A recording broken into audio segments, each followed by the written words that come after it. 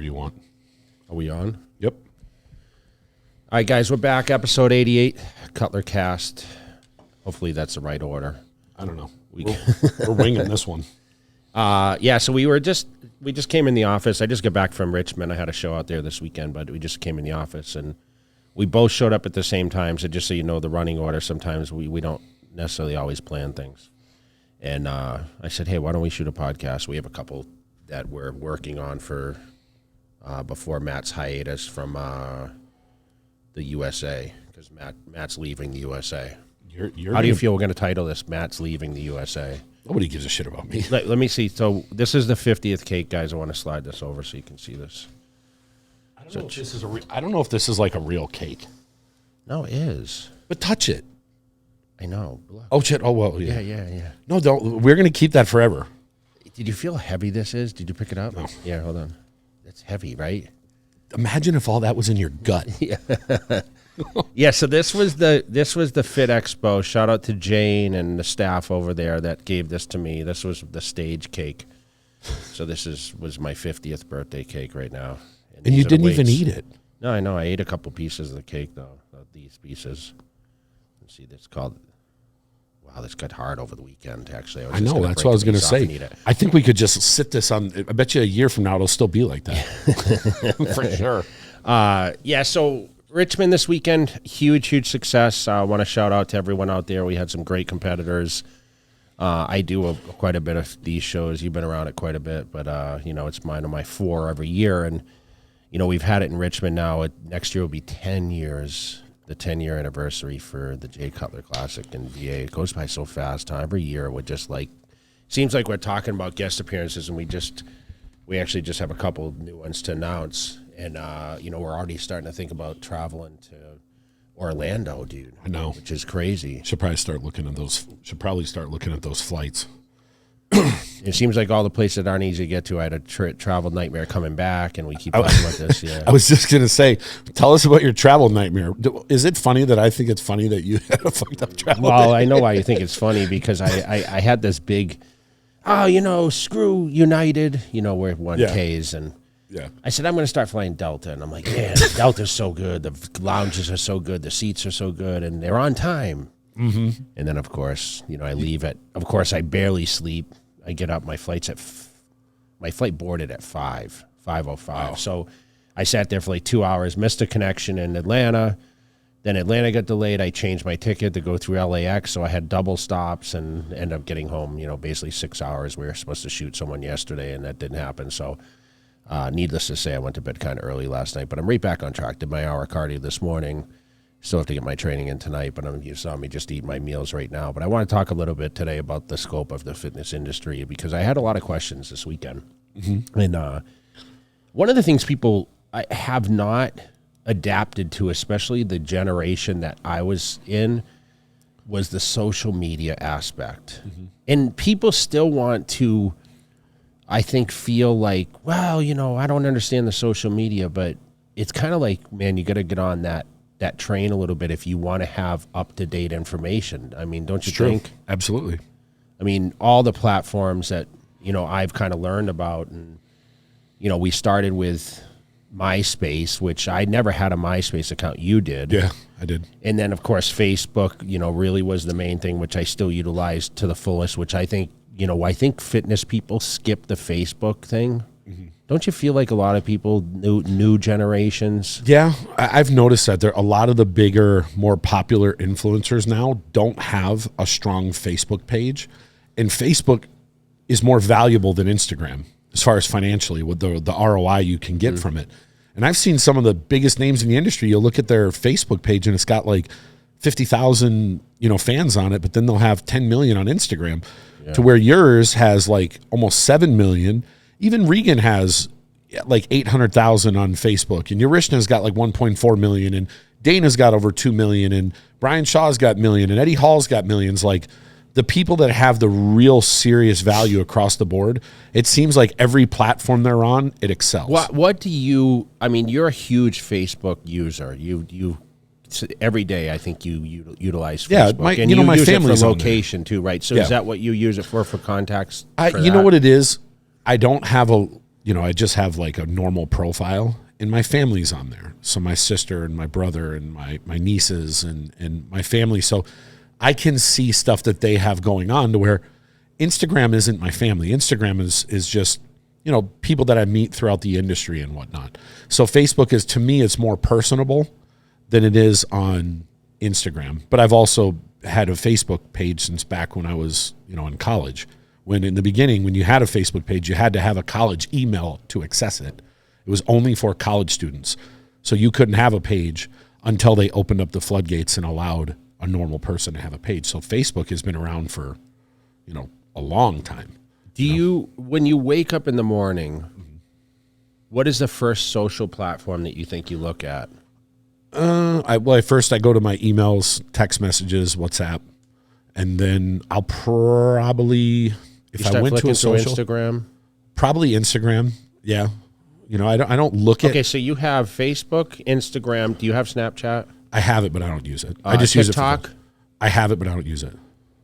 And then I have Twitter, but I haven't used Twitter since 2015. I'm starting to utilize it a lot more. I mean, I have all of them, but the only ones I really look at are Facebook and. Junior, what do you look at what's your first platform you look at when you wake up?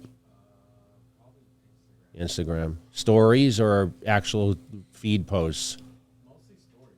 Yeah, stories. Do you feel like stories are more valuable? Yeah, but I don't, as weird as it sounds, I don't really look at like Instagram. You think, like that. are you getting more, because you send me a lot of like funny shorts. You see? I'll go through shorts, random shorts. Is it shorts or reels that you send me? Okay. I'll go through random funny reels, but I don't sit and like look through like people I follow. I just don't. Like every once in a while, I might go through 5 or 6 like swipes, and then I just get out of it, because I don't really, it seems like everyone's posting the same crap now. Like you'll get on there and like, let's say you see like a training thing with the same font, and then every other person has the same reel. Mm-hmm. We're going to do, show you 3 of my favorite bicep exercise. Now everybody does that. Do you think there'll be another platform though that will take over this space Possible. Like that? I mean, you never would have thought that, Instagram would migrate to, having stories. I mean, when we first started, Junior, it was just posting images, right? And you never heard of algorithms and that kind of stuff, right? I mean, look, you can never say never. I mean, ad space comes up, and I mean, everything seems that like you flip through a lot of sponsored ads now. That's nonstop. What I noticed, you know what? I feel like Snapchat has the most ads in people's stories. I don't. You know what's crazy? I've had Snapchat for 3 years or 4 years, and I use it just for the funny filters. But I've never actually scroll through and look at. You never watch people's. Some people have like full lifestyle. Really. Like reality TV on there. I only have like 100 people on it though. I don't. It's just from when I started it. But I mean, you can search a lot of people. A lot of people have Snapchat. It's kind of funny. Like, I'd have to say I started dating Angie because of Snapchat almost. Why'd you put funny filters on your face? But, back then when you added Snapchat, when you added someone's phone number, they said, hey, would you like to follow this person on Snap? I don't know how it worked, but somehow it suggested her because I put her phone number in my phone. So Snapchat like came up and said, hey, would you like to follow this person? And we started following each other. And that was like our first outside communication from the time that we met. And then she started watching my videos, and I had my shirt off all the time, and she was impressed, I think. That means you guys are sending dirty messages. No. But I feel like a lot, like when the kids come to me at the events, they always have a Snapchat. Yes. They don't have Instagram up. They have Snapchat. I've noticed a lot of times when someone comes up to me and they want to take a picture and they hand me their phone. It's on and Snapchat. And I'm like thinking, look, you can only take one and it's done. Like, give me the camera so I can take 3 or 4 in case one's off. I think they can change the filter and maybe add but it's like you can it. take a picture and put it in Snapchat and do the same thing. Wouldn't you want that picture on your phone and not just in Snapchat? Yeah. You notice that, though, huh? All the time. Yeah. Sometimes I want to say, hey, did you mean to do this? It's never Insta Story. It's always on Snapchat. Like, that's the craziest thing. I mean, look, can another platform come up? Of course. Like, who would have thought TikTok was going to do what it did? Yeah, but I think I started talking about this because, people have always questioned, like, how are you able to adapt and transpire over from being like in the magazines? And You know, what I can say is, like, being under contract with Joe Weider and being involved with the books, like, they literally chose the images that looked like, always put us in the best light. They always wrote the best articles. Do you ever read a bad article about someone that was a feature in, like, Muscle and Fitness or Flex? It was controlled. So think about it. Imagine if when you first got your deal with one of these outlets, if there was all these pictures out that weren't perfect, they couldn't have painted that exact picture the way they wanted for you. So it helped build your legend. Yeah. All of you guys. And I don't know if there's anyone really active now that really came from, that was in the, maybe like I mean, Ronnie Coleman's pretty active on his media. No, I mean active competitor right now. Like, I don't know if anyone's really left that was competing during that time. You know, maybe Oksana. Is she still competing, or I don't know, maybe Whitney Jones, maybe. I'm not sure if there's any other. If there's any, maybe some of the female bodybuilders. But when you picked up a book, I mean, you used to read magazines, right? Were you actually subscribed, or? Yeah, I did, because it was like $20 a year, and then you got a magazine every month. And you could keep up to date. Did you actually read the articles? Sometimes. Do you recall any kind of articles? I mean, eventually they became like every page was an ad, right, for different things. But do you remember when Muscle Tech used to do these advertorials? So they'd actually showcase the, what, like someone's life, but it was kind of like an ad for the products itself. Those were pretty cool. I mean, so they show the lifestyle. The one ad that I remember over anything, and I want to say this might have been around, maybe 99 or 2000. Muscle Tech did an ad, and I want to say it was Flex or Muscle Mag International, where when you folded out the middle, it was the size of Greg Kovac's actual size of his arm, because his arms are supposedly 27 inches. So if you opened the magazine up and held it up next to you, it showed how big his actual arm was. So all these people were posting pictures, holding it next to them to show what his arm would look like next to them. That was the one that really stood out. He was the world's largest bodybuilder, they said at the time. I mean, I don't know how much of the stuff they posted in there was true or not, but it seemed like he was one of the... I spent time with him, and I mean, that guy ate every, like, 30 minutes, it seemed like. Really? He literally, they'd have meals, and they'd have sandwiches, and we'd sit at these meet and greets, and he and his wife, I think her name was Kim, she would, like, make sure, you hungry, you need to eat, and I mean, he was just nonstop eating. Wow. I remember, I want to say I saw him at the USA's, or maybe it was a Southern States or one of those around 2001. He didn't guest pose, but he was just in the crowd. And I just remember he had this little fan. He had this little fan, and it was like, he was just like sitting there just like, he was so massive, but he didn't look like, you couldn't tell he was covered up, but you could tell he was probably one of the larger human beings I've ever seen. I mean, in my life. I feel like, he was a huge asset to, remember they launched a bunch of products like around, Nitro Tech, that was based around him. And I mean, I don't know how big he was at that time. I don't think it was his peak. I think he was on the downward slide when I saw him. But when you'd see those old magazines where it showed him like incline bench pressing 675 and curling the 150 I mean, no one dumbbells. was doing that then, right? No one can still do that. And well, remember, you had a magazine, so it wasn't like today on social media. We can see a lot of strong people. You can search people, a bench such and such, right? Yeah. And you can watch it on YouTube or whatever. But remember, back then there was no media channel like that. So that's what I'm saying. So migration from magazines over to social media, like the books really portrayed the extraordinary things in a limited portion. So that's where I feel like everything kind of has been watered down by social media. And that's where, of course, stories, they change and whatever. Like, we can sit here and reminisce, and I talk a lot on jaywalking, and even like when we have our stories with Milos or whatever, like, it's sometimes hard to remember these things, and people expect, I think, someone who I've been training for like 30 years and say, well, what did you do for this show? And what did you do for that show? And truthfully, it was never always the same thing. Of course. I mean, I would switch things up constantly, and working between, Chris Aceto, he was like a touch and go guy, which I used to ask him like on a Wednesday, hey, what's tomorrow's diet? He says, let's figure it out when you wake up. That's how he worked. And everything was on or off textbooks. Like he didn't follow, oh, you have to do low carbs to get in shape. It was like, let's see how your body reacts. Let's see how your metabolism is going. And let's just kind of make it in tune with what's happening. And that's really, I remember him telling me straight out from my Tournament of Champions, 1995. I started the diet at 260. And he's like, I said, what am I going to weigh? He says 225. Dude, we literally, I stayed like 250 something the whole time. And then the last week, you know, I dropped some weight and I ended up being 241 at the show. So, I mean, I barely lost any weight. I might have lost 10 pounds, but I sat in the 250s. And then, you know, as I started pulling water, because back then I retained a ton of water, I was eating a lot of sodium and everything else. Like I ended up weighing 241 that day, you know, with diuretics and whatever. Do you have any particular magazine, like article or shoot throughout the years that just really stood out? FHM magazine. Why is that? FHM did a feature. They came to my house after my last Arnold victory, and they wrote this mainstream article, but made me seem so extraordinarily different from being a normal human. Like, they literally, like, you know, we walked into Jay Cutler's mansion. House was 3,300 feet. Yeah. Okay. That's a mansion. Just tall ceilings, you know. Yeah.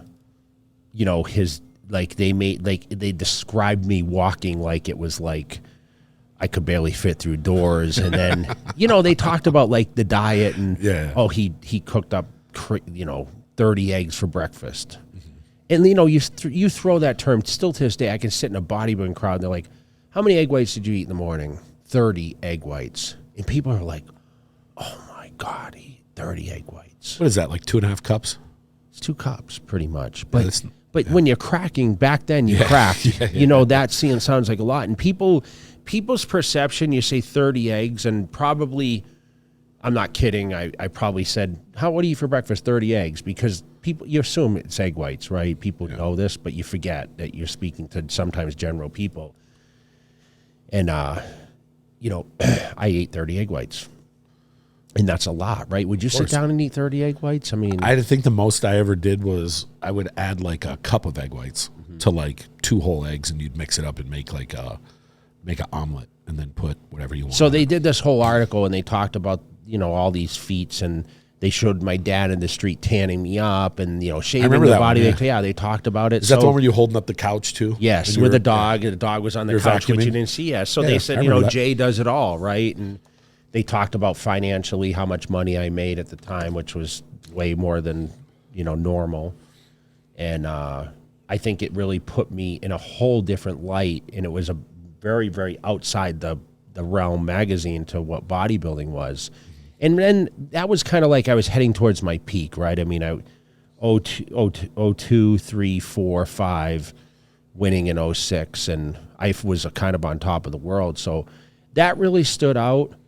Probably my first Muscle and Fitness article when I was 21, they did this shoulder. Bill Geiger wrote this pretty cool article about my shoulder routine. And, you know, I look back at how young I was in the pictures, but how developed I was. And I remember literally shooting that magazine, spread at Gold's Gym Venice, and they put me in the Gold's tank top. And, you know, that was kind of part of the deal. Like, you can shoot at Gold's, but you got to wear this. And, you know, you remember those moments, like my first Muscle and Fitness cover. Dude, I can sit here and I can literally think about the sun going down and, you know, just getting done with the shoot and thinking, oh my gosh, I'm going to be on every on every shelf in every grocery store. And back then it was like, that was a crazy achievement. Landing Muscle and Fitness as a bodybuilder back in the 95, 96, 97, like, you made it. Yeah.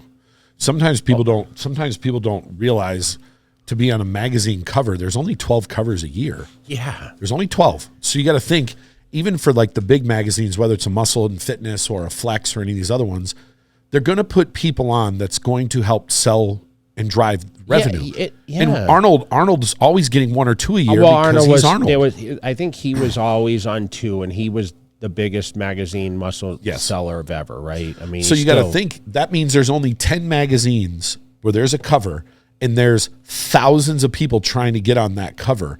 And it could be, I remember in like Flow Rida was on the cover, or it could be just a celebrity that's in really good shape. So to be a bodybuilder to get that, it's a big deal. It was huge. It still probably is. It's not easy. And they didn't, and listen, you had Dorian Yates, you had all these guys, but Dorian was like a flex cover guy. You know, they rarely put him on Muscle and Fitness. And for me, you know, I landed several. I think I landed 2 that year between, you know, 95 and 96. I mean, when I won the Nationals, they put me on another one, Monica Brandt. You know, they painted us like white, and, you know, they sprayed hairsprayed her hair so it stood like straight out. It was like some futuristic shoot. Like, I think she told me, I went on her podcast and she told me about that. It was pretty cool. You know, and her hair actually, so she was in front of me and her hair was like on my shoulder. Like they had it straight out. So it was cool. I mean, they took us to Cabo to shoot one year. We all went down to Cabo, and that was my first time going to Mexico, and I got super sick from drinking the water down there. But I remember going on the beach and shooting and being chosen as one of the few. You know, there was only so many guys that they used for Muscle and Fitness, and that was kind of like the deal for me is, you know, when I moved to California, you know, Joe's like, I want to shoot you more. You know, I want to shoot you year round, and it enticed me to stay in better shape too. And then once I got here, I was shooting year round, basically, you know, have to stay in good enough shape. And, you know, I was able to do those shoots, which was really, really cool. Were you allowed, with your contract back then, you weren't allowed to be in Muscle Mag International? No, they stopped us then, yeah. It was just, you were exclusive to Muscle and Fitness and Flex. But to be honest, I mean, those were the main magazines. We always remember Muscle Mag because that was the first book I was actually in. Yeah. And they gave me a cover too. But at the time, what we really liked about that magazine, and I think you'll say the same thing, there were a lot of like gossip section. Like you learned, okay, what's going on at Gold's Venice, and you learned about like the amateurs more, I feel like, in those Muscle books. Mag. Yeah. They had a thing in there where they talked about anabolics. They did? Yes. There was a column, and it was like 3 things, and they would talk about stories. And then I remember there was one where they had like a ghost IFBB pro or something where he would just talk about stuff behind the scenes. And that's like every day on the internet now. So back then, you know, I always look forward to that one for those reasons. And then Muscular Development always had, you know, good stuff, but it always seemed like, you know, Flex magazine was always the gold standard. I believe the contracts we signed, though, it kind of steered us away from talking about that side. Of course. And I think, you know, that carried over for a long time. I just feel like today, you know, people are wide open about their usage. And listen, I've gone on stuff and talked about it a little bit, but, you know, I don't think, I think anyone that is endorsing brands and, you know, basically is coming up, I don't know if it's the best thing to talk about, truthfully. I don't think it is at all. And I tell all the people I work with this, you still have to remember it is a Scheduled 3 narcotic. It is still a controlled substance. If you get caught with 1 pill or 1 milliliter of some type of anabolic, it is a felony. You are a criminal. You have to be careful with what you talk about. Now, I know some guys have legal prescriptions, and that's fine, but you still have to remember not everybody realizes the legalities of it. And I don't think anyone should talk super open about it, because there are people like we'll listen to podcasts sometimes and guys will start talking about gear and it's obvious they have no idea what they're talking about. They're listening to what their cousin, sister's brother talked about, and it's some astronomical amount that's just not realistic. I know, and it's not good that some people hear that and then they think, well, he did it, so it's okay. And I've always said this too. The guys that are doing the best usually are taking the least. The guys that are taking these obscene amounts are not placing well. And I know people argue with this, and I can say firsthand, I've been in the trenches with a lot of these guys at the highest level. I mean, I'm pretty familiar with what they've put in their body, and it's usually nowhere near what one would think. And then when you tell somebody, so-and-so took this and this and this, they go, oh, they're a liar. There's no way they could get that big. And the reality is everybody responds different to something. There's a guy who can go drink 1 beer and pass out drunk, and there's another guy that can drink a case of beer. Everyone's different the way their body responds to things. You know, I remembered, you know, I think Phil talked about what he took going into him turning pro, and if someone looked at it, they go, "There's no way he did that." That's what he did, because he didn't have the money. He was just a crazy responder. I think even if he didn't have the knowledge, I think that was another thing, is like having the knowledge. And it's like me talking about like how I've stayed on such a rigid program and never tried certain foods. And I mean, we hear these stories about, I think we were talking about like DECA the other day or something, and I was like, that wasn't something I ever really utilized in my protocols. And you never even asked me why, and it just, I don't know, it just wasn't presented. I don't know that much about it. I mean, obviously people talk, oh, it's good for your joints, or I think power lifters used it a lot or whatever else, but I was a bodybuilder, so I never had joint issues. I still don't have joint issues. Like we said, we cycled, and, obviously I was kind of, if I was under somewhat of a doctor's supervision, but meaning I was being monitored, my blood tests, but recommendations are never going to be like, oh, you need to do this recommended dosage to win Mr. Olympia. You know what I mean?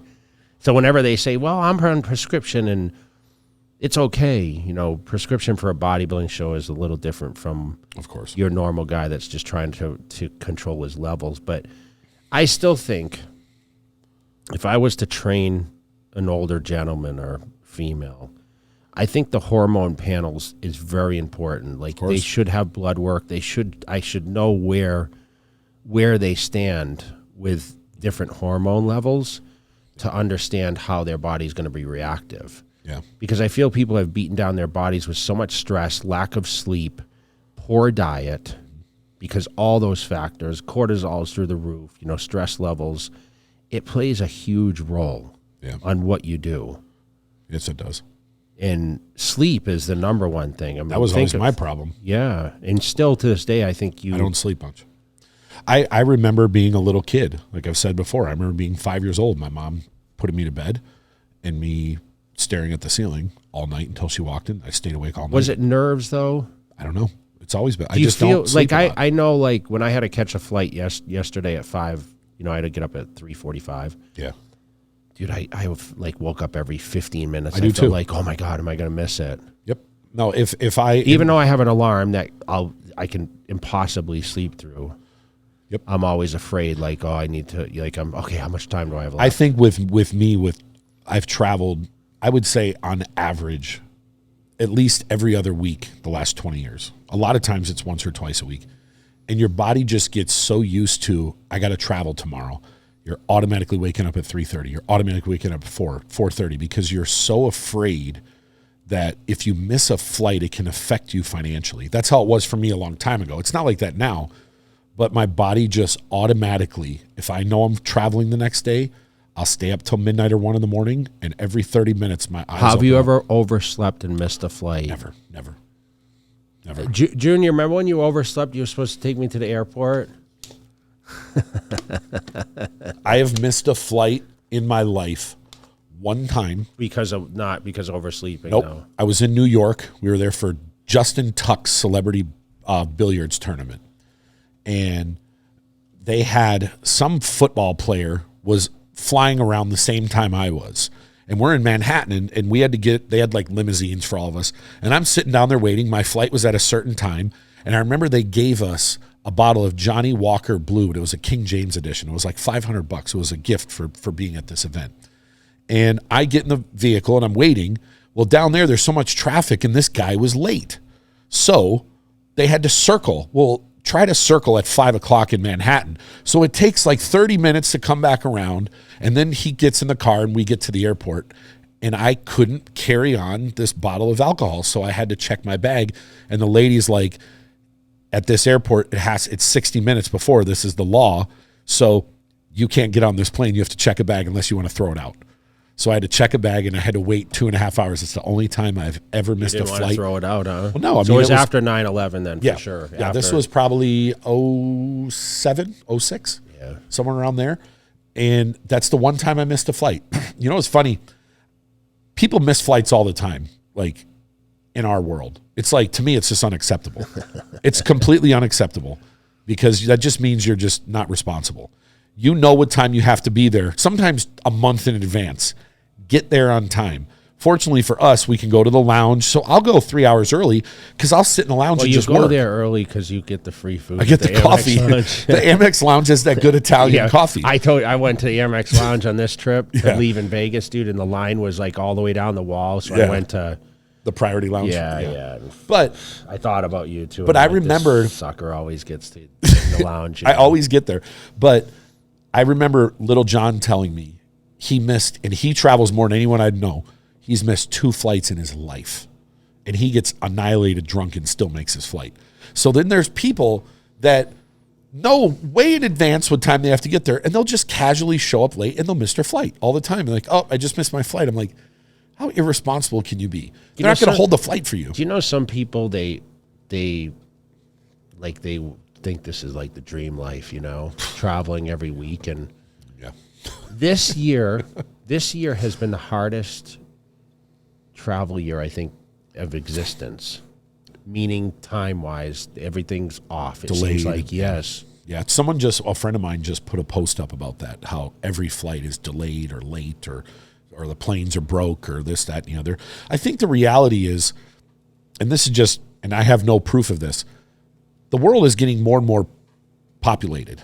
There's only so much time in the day, and there's only so much space in the sky that planes can fly. What about when you look at the graph on what's flying?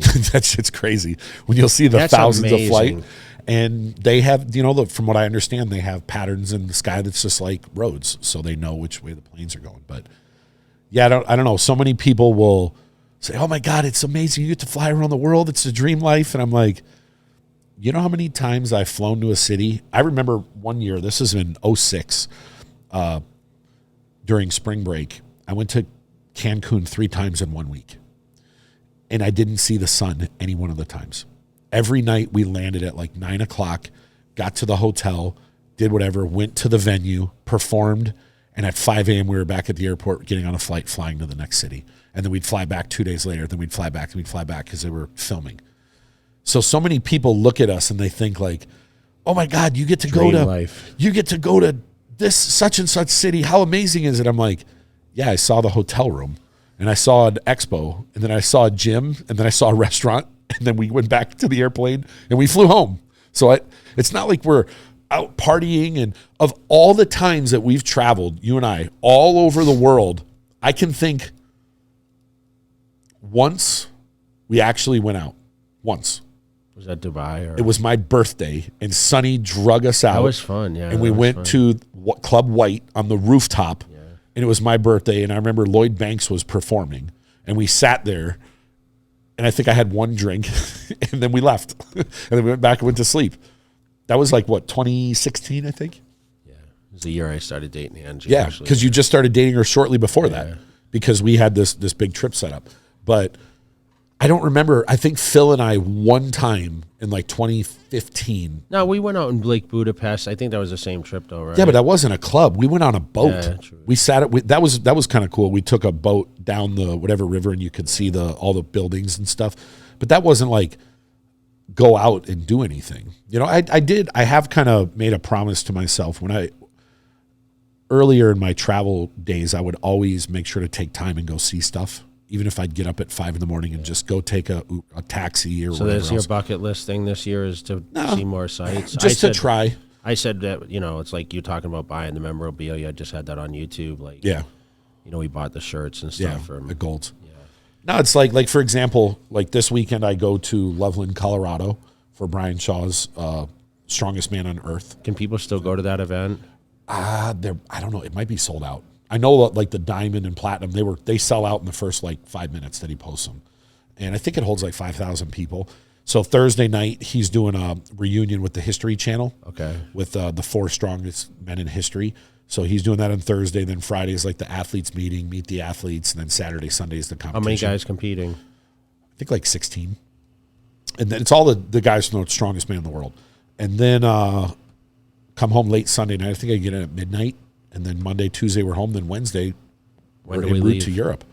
We go to Cluj, Romania. And we get there Thursday. Then on Friday, you have a seminar with Neil. Saturday, you have an appearance. Sunday, you do the awards. I know there's some athletes coming over that want to do some video collabs with you and whatnot. And then that Monday, you fly home.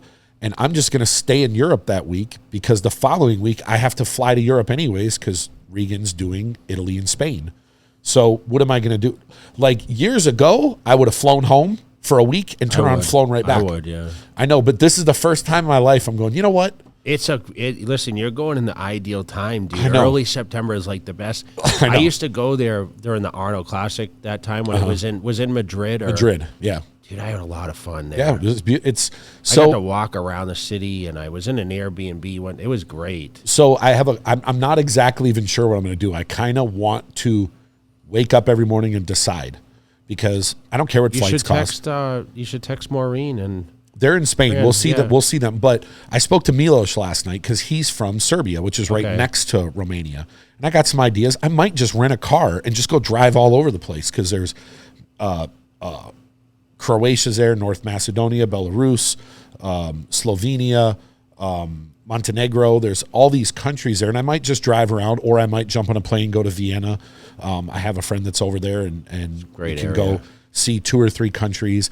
I thought about going to Sicily, which I've never been, or go to Naples, and I even looked at going to Morocco, or I don't know.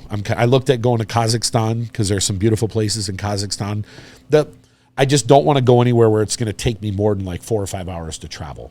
And because Cluj is such a small city, everywhere's 2 layovers. How packed do you think these shows are going to be? I'm assuming it'll be pretty busy because there's an amateur show and there's a lot of pros still trying to qualify. I wonder how many people from the States are going to try to go though. Some of these guys. I don't know. I mean, it's going to be after invite Texas, only. I thought. So as long as Andrew qualifies, then. But what happens if Andrew? You're talking about the Italy show, the Italy and Spain. I don't know. I would assume if Andrew didn't qualify, I would assume he would either go do one of those because there's 3 shows in Europe still. 4. There's 2 in Italy. There's one in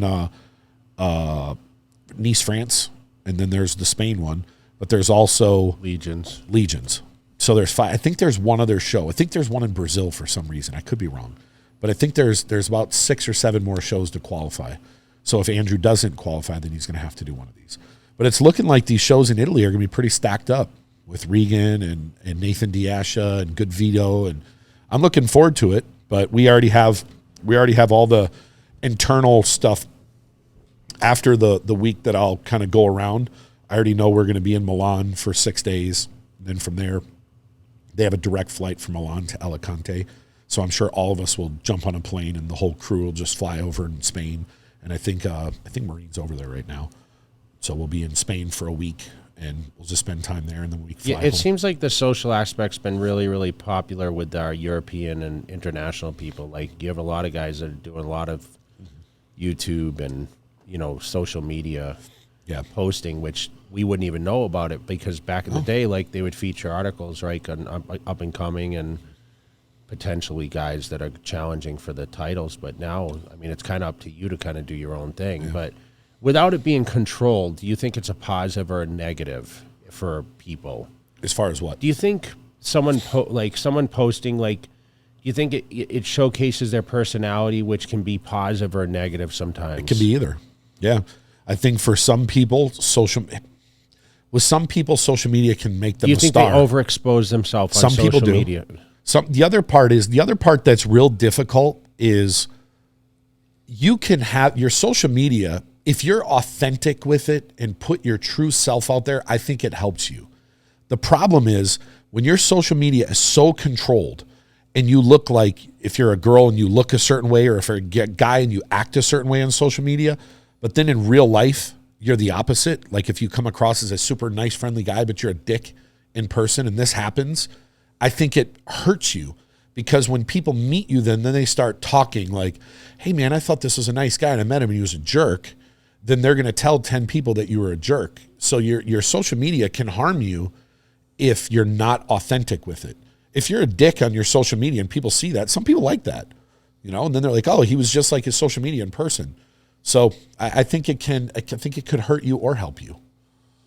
People say that about your social media, that when they see you in person, you're the same person on the social media as you are in real life. What do they see? They see people post pictures with me or, I go to a lot of meet and greets, right? I still think it's important. We talk about that all the time, but You know, it's easy for me to say after traveling this weekend, like, I'd like to stay home more and focus more on my internal business and not be on the road and travel extensively. But then once again, like, what did I do all this for? Yeah. I feel like all this that I've done in capturing it, like, in real time and really bringing along all these people and giving them the motivation and the belief. I think it's the belief that drives people. Like, I think, you know, and learning and listening to people without actually them coming out and straight out saying it, they're like, you inspired me, or, you know, I followed you. And, like, I think the Underdog thing was very positive. Yeah. And we talk about that because someone said to us, I forget where we were, and they said, I think you would have won 10. Someone said that to us the other day. Were you with me or someone else? No, I someone said, yeah, you're right. You would have won 10 Olympias. And I'm like, well, reverse back. Like, me not winning it, I don't know if I would have stayed motivated. That's what I said. I still think, and I know people will argue this the opposite way, you getting second over and over and over and over, it made people look at you as the underdog, that you're fighting the best of all time. And you know what? If you would have beat Ronnie in 01, he wouldn't have been the best bodybuilder of all time.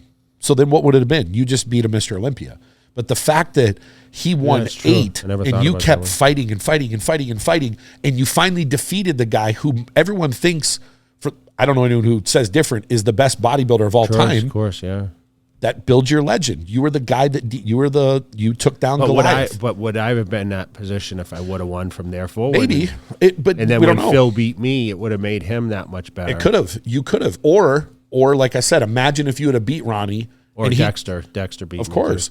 Imagine if you would have beat Ronnie, and the next year, what he looked like in 13, he came back in 2002, and imagine if he destroyed you. Yeah. Then you would have been like, oh my God, I won it. And then everyone's like, oh, you weren't a real Mr. Olympia. You shouldn't have won. And it could have messed with your head. Yeah. Like, the way it planned out is the way it's supposed to be. And I wouldn't have won all those Arnold Classics. And financially, no. Like, at the time, that was a huge, huge financial boost. I didn't even think of it like that. If you won the Olympia, you wouldn't have done those Arnold. No. Those 3 Arnolds made you enough money that you invested, that you're still seeing dividends to this day from investments you made with that. And you wouldn't have made that money. You might not have, it changes the trajectory of history. Yeah, guest posings. Of course.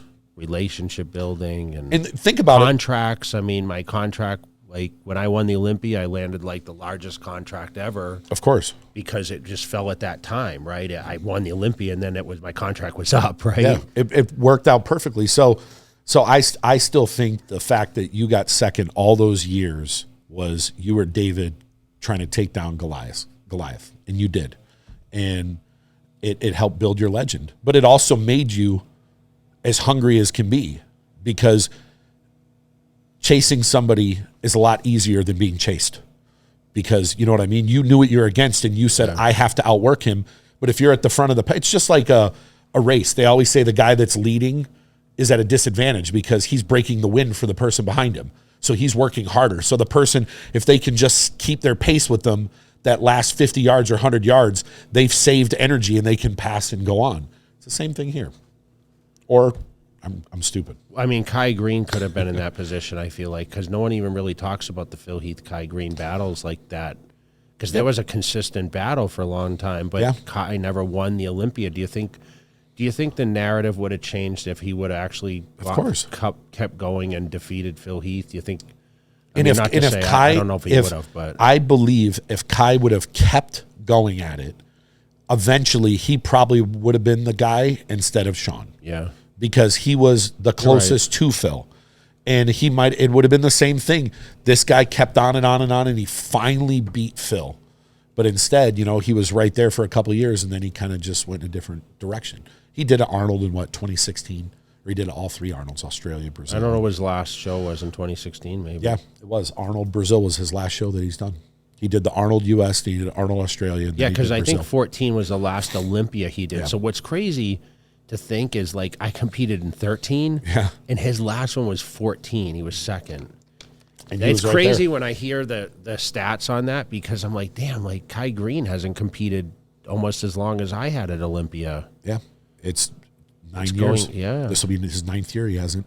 And he's still relevant. He's still massive. He's still in the scene. He's still, got the sponsors. 10 years for me since I competed. And then his last on stage would have been 16. And I forgot what month that was in Brazil, but I think it was short. It wasn't super long after the Arnold Australia. But are you looking forward to anything? What are you looking forward to in Romania? I don't know how much time we actually have, right? I mean, we'll have like. I'm gonna go get out probably one of the evenings and see some of this. I mean, I don't know what it's like in that city, but I'm hearing the theater is unbelievable. But I just hope the crowd is like I think large. I mean, they got a lot of divisions, so I'd imagine that you have a lot of fans coming for different people, and it being such a major event, like them bringing it back after so many years, I feel like the event could be really large. What I've noticed is whenever we go to shows overseas, they're much more attended than they are in the States, outside of the Arnold and Olympia. But it seems like fans are really serious about, like when you go to the Middle East or you go to Germany and you see Dennis James and Dennis Wolfs are completely sold out. Yeah, remember the Loaded Cup sold out. Like all these shows overseas have such strong support system that I have a feeling this one will be. It's got the Olympia name attached to it. The last time the Olympia name was attached to a professional show is when Dexter won the Masters Olympia in Germany, and that was 7 years ago. So there hasn't been the Olympia name attached to a show in a long time, and it does have relevant, even though it's Masters, relevant top guys right now that are still competing in the open regular Olympia. So this isn't like when someone thinks Masters, they would think maybe it was some watered down body. It's not. These are going to be top people. Yeah. Like I saw Jessica Wilson's doing it. She just got second to Ashley Kaltwalser in a show. She pushed her. There's a bunch of people that are competing that are still active right now. Yeah, she sent me a video the other day. Yeah, she did? Yeah, because I commented on her picture and I said, yeah, get ready, because she says, and then she sent me like a video, like saying, yeah, I'm ready, But no, I mean, there's 4 or 5 girls. We saw her at the expo. Yeah, we saw. Yeah. There's 4 or 5 girls in the bikini division that are going to be right there. There's some 212 guys that are going to be right there. There's a bunch of divisions that the top guys. There's some guys that Phil Klahar's doing. I'm looking forward to watching the Open for sure. Yeah. So I don't know. I'm going to do a little more research on Cluj. I think I don't know if I'm saying it right or wrong. I did look at going to Dracula's Castle afterwards. It's about 4-hour drive. There's no trains there. I even looked up. I could never go without Angie, so she'd kill me. I'd reached out to different friends of mine overseas. I'm like, how much does it cost to charter a plane? Because it's not that far, but the route you have to take through the mountains takes 4 hours. I'm like, all right, what is it, a 30-minute charter? Like, how much? Like $1,500, $2,000? Like, can you just get me there? But I don't think that's going to happen.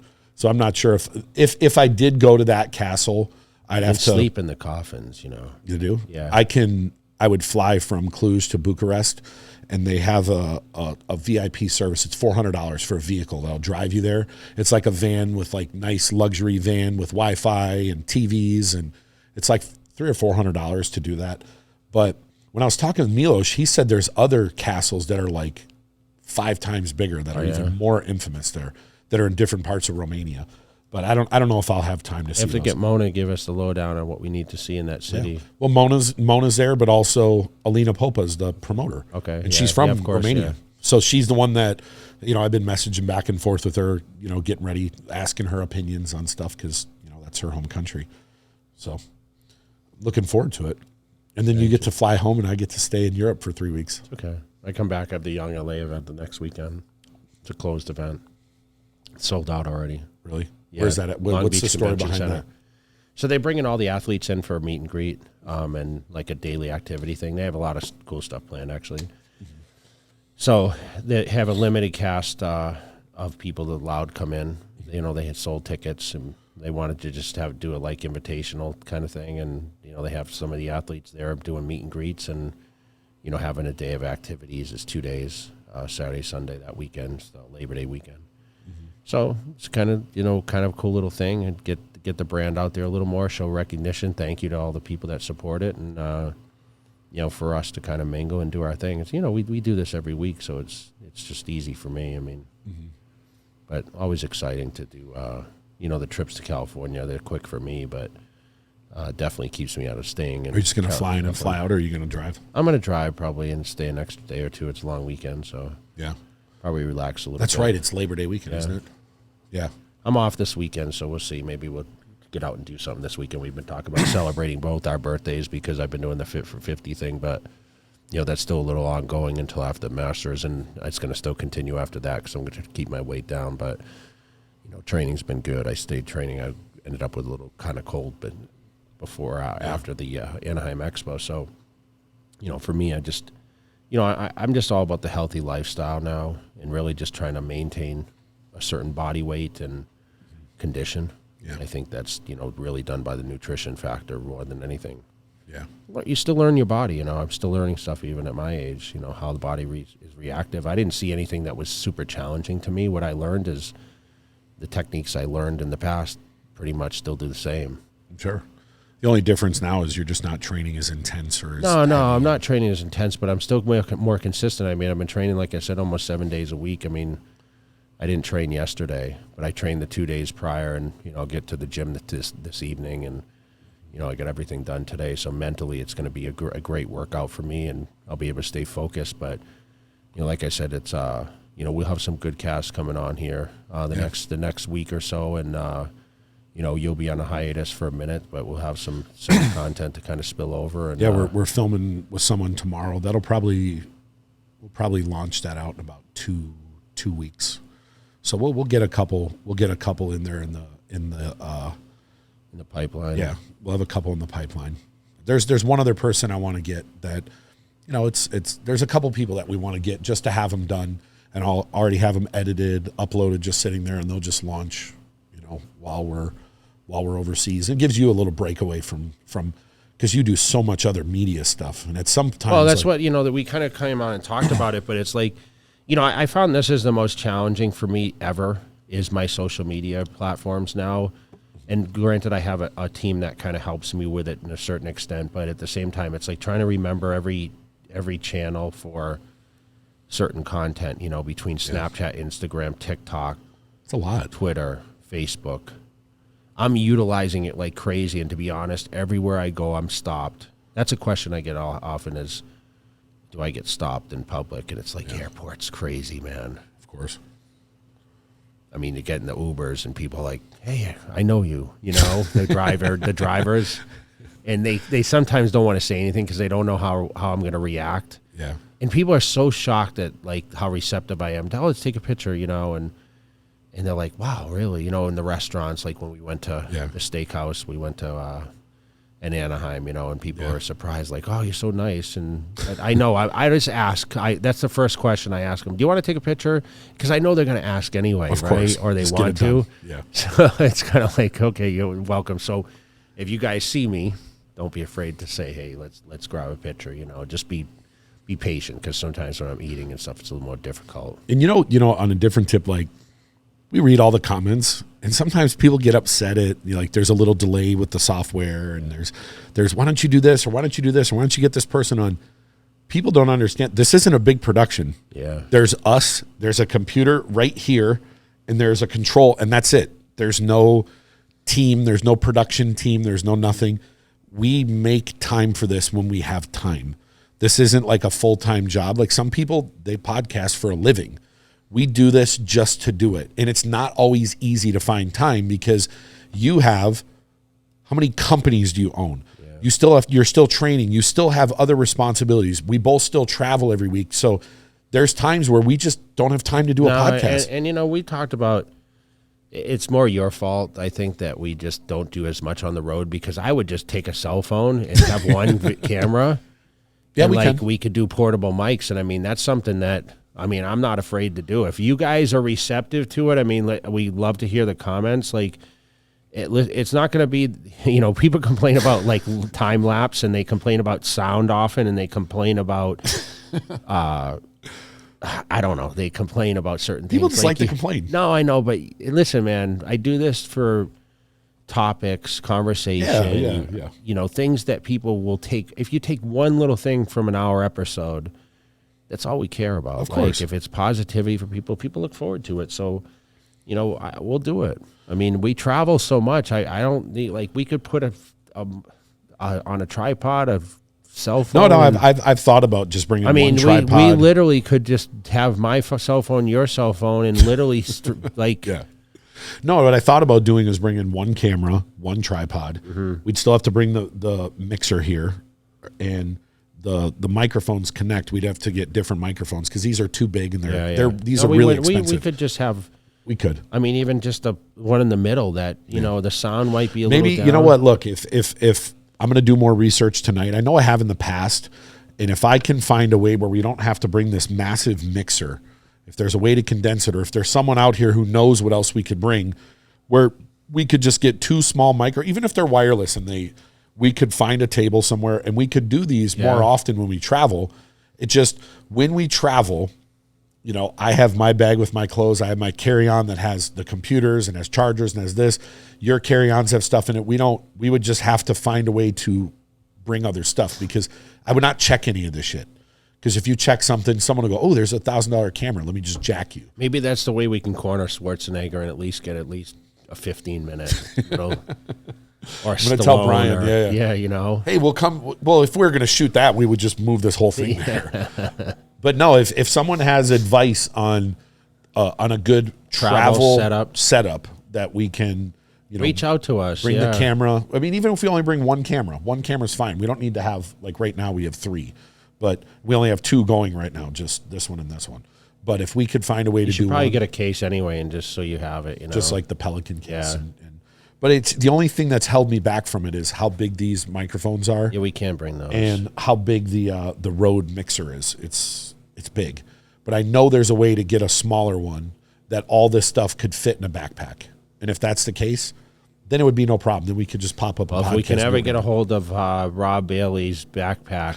I know. We're gonna post it on Flagner Fail is dropping a crazy backpack right now, and I think it's a couple $100. Yeah, but is it sold out or? Yeah, it's sold out right away. But it's like you could put cameras. Rob, we need that backpack, so please save us one if we can purchase one.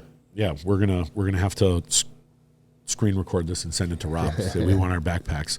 You know what? And then we'll put a link in the bottom where you can buy we saw that too. Backpack and it is loaded, dude. Him and Dana had one and they're like showing us, like, look at this backpack. It can do all this cool stuff and it's this. Junior, you should have seen this backpack Rob had. I know that he made. And I'm looking at it. I'm like, I was like, why are you show? I want one. Like, trust me. I travel every week. I could actually use this for real. So, but it's sold out right away. So I guess we don't have any pull to get one. Shout out to Rob Bailey. So make sure you guys go on there and try to order that and tell him we need it. Yeah, tell him Cutler Cast sent me, and I need to order one and have it delivered immediately. So, all right, guys. Well, we're gonna sign off, but please comment below if you guys are down with that. We can definitely get some on the road stuff, even if it's not as advanced. And, you know, we appreciate you guys following along. If you guys want to comment or share the video, make sure you guys do so. And let me know what you think about the social media aspect. Is it something that has been adaptive, or have you guys, you know, had difficulty kind of like transitioning, or some people? I never did the threads thing. I mean, that's something that's new. I still mess with Twitter, but I had it on there. It said sign. I clicked it, and I don't even know how to use it. So I just already got rid of it. So my account's just. You lost your number then. No, it has it on there. I just didn't. No, you can't like get rid of it. But I just don't have it on my phone anymore. I have the account. Okay. I don't know how to use it. Yeah. So tell us what you guys think, and we appreciate you guys following along. Make sure you guys like, subscribe, and you know, keep plugging away at it. So we appreciate you guys. We're out.